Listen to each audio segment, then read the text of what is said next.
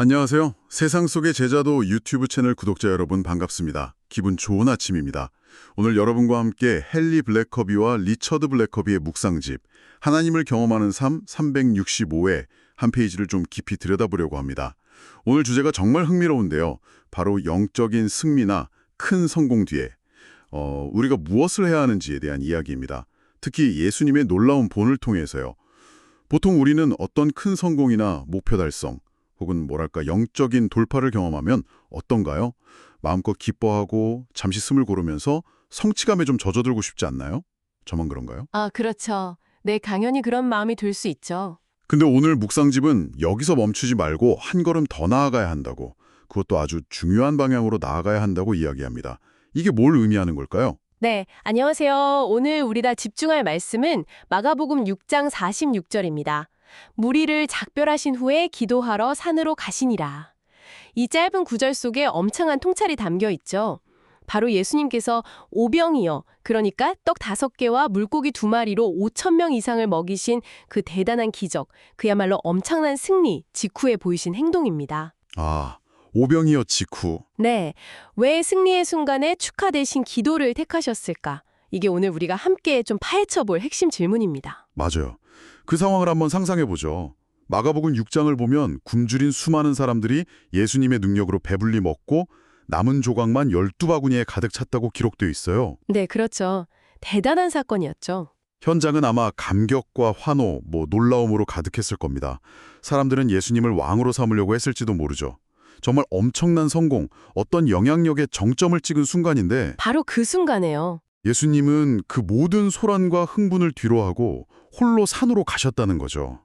이게 참 일반적인 반응과는 거리가 멀어 보여요. 그죠? 바로 그 지점입니다. 왜 그러셨을까요?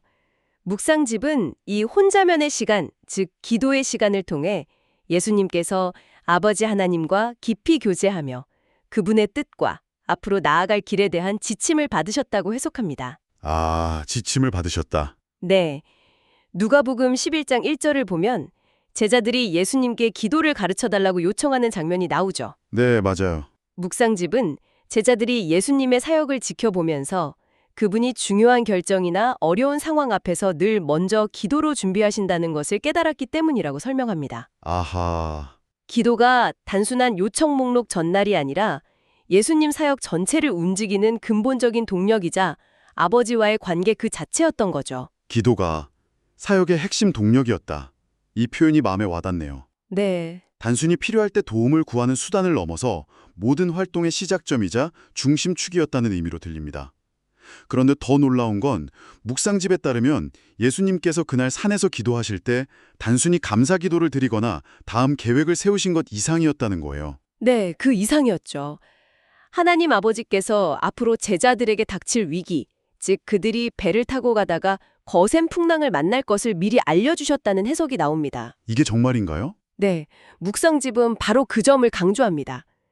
제자들은 밤새도록 노를 저으면서 예상치 못한 폭풍우 속에서 사투를 벌이며 두려움에 떨었지만 예수님은 그 상황을 이미 알고 계셨다는 거죠. 와, 어떻게 아셨을까요? 바로 아버지와의 깊은 기도의 교제를 통해서입니다. 아, 기도를 통해서. 네. 즉, 예수님은 승리의 순간에 안주하지 않고 기도의 자리로 나아가심으로써 다가올 위기를 미리 대비하셨다는 해석입니다. 대비를 하셨다. 그쵸. 이것은 기도가 단지 과거의 은혜에 감사하고 현재 필요를 구하는 것을 넘어 미래의 어려움까지도 대비하게 하는 영적인 준비 과정임을 보여주는 강력한 예시가 됩니다. 와, 정말 흥미로운 관점이네요. 승리의 순간에 기도하는 것이 다가올 위기를 대비하는 방법이 될 수 있다니. 네. 생각해보면 우리는 보통 문제가 터지거나 어려움이 닥쳤을 때야 비로소 간절히 기도하게 되는 경우가 많잖아요. 그렇죠. 맞습니다. 대부분 그렇죠. 그런데 예수님은 정반대의 패턴을 보여주신 거군요.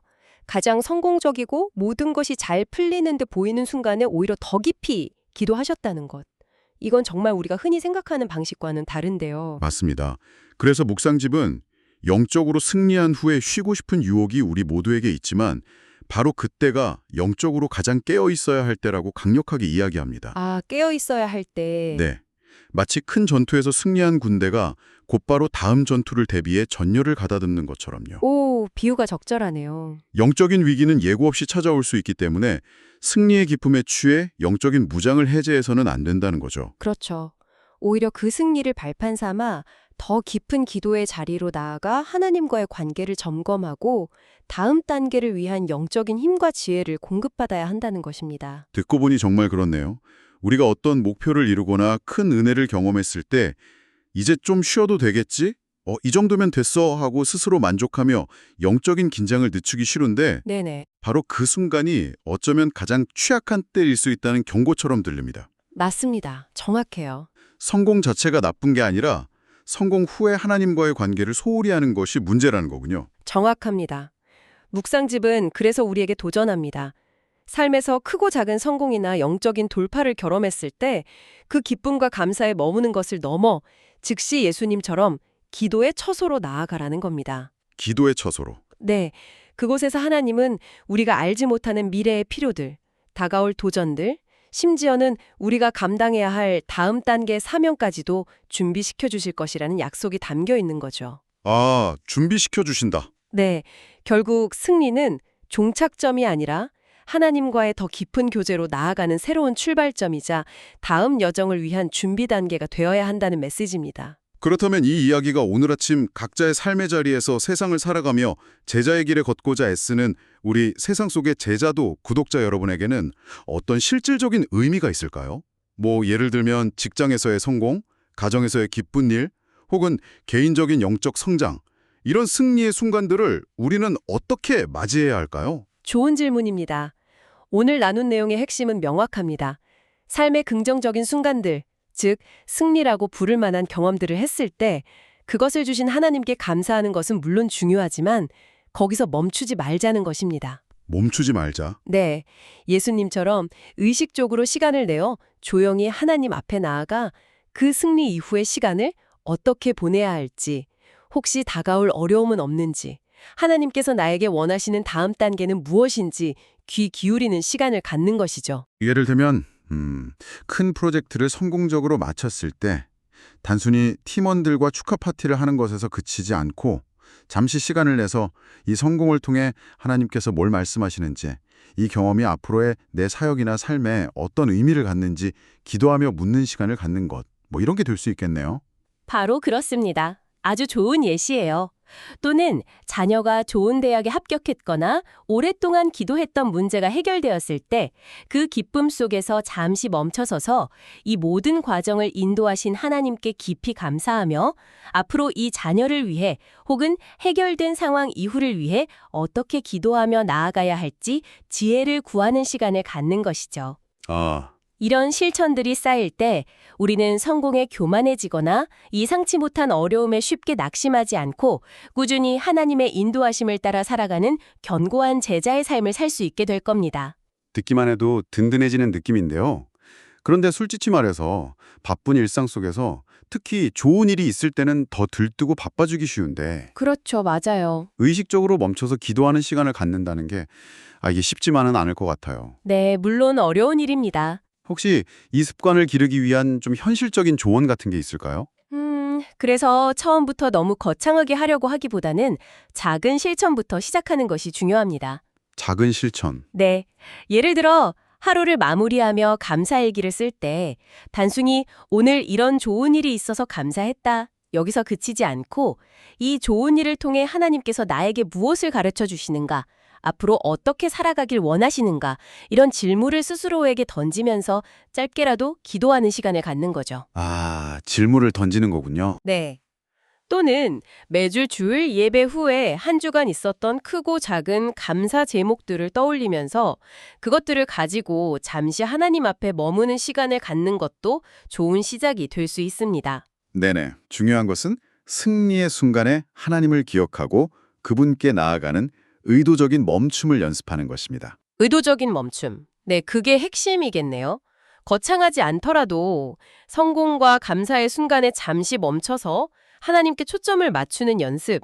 맞습니다. 이게 쌓이면 자연스럽게 승리 후에 기도하는 습관으로 이어질 수 있겠군요. 네, 그렇습니다. 그리고 이 습관은 단순히 미래의 위험을 대비하는 그런 소극적인 차원을 넘어섭니다. 아, 그래요?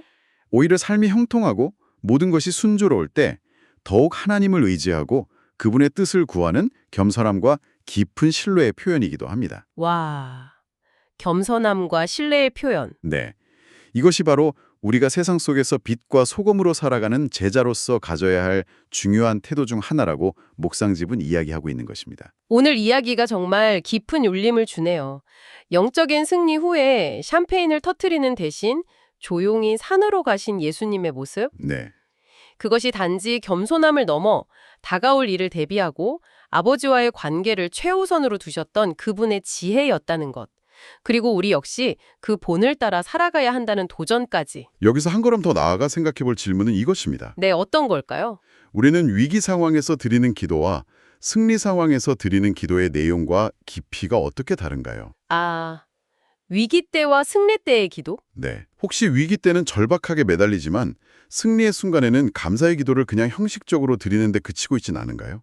찔리네요. 오늘 나눈 것처럼 승리의 순간에 드리는 기도가 미래를 준비하고 하나님과의 관계를 더 깊게 하는 중요한 기회임을 인식한다면 우리의 기도 생활은 어떻게 달라질 수 있을까요? 단순히 위기 관리 차원을 넘어 형통할 때 드리는 기도를 통해 우리의 믿음과 인격이 어떻게 더 성숙해질 수 있을지 각자의 자리에서 조용히 묵상해 보시면 좋겠습니다. 와, 정말 중요한 질문을 던져주셨네요. 위기 때의 기도와 승리 때의 기도의 질적인 차이, 그리고 형통할 때 드리는 기도가 우리의 성숙에 미치는 영향. 네. 이 질문을 마음속에 품고 오늘 하루를 시작하면 좋겠습니다. 오늘 이 나눔이 세상 속의 제자도 구독자 여러분, 각자의 삶에서 경험하는 크고 작은 승리의 순간들을 하나님과 더 깊이 연결하고 그 힘으로 앞으로 나아갈 새로운 동력을 얻는 귀한 계기가 되기를 진심으로 바랍니다. 오늘도 하나님 안에서 힘찬 하루 보내시길 응원합니다.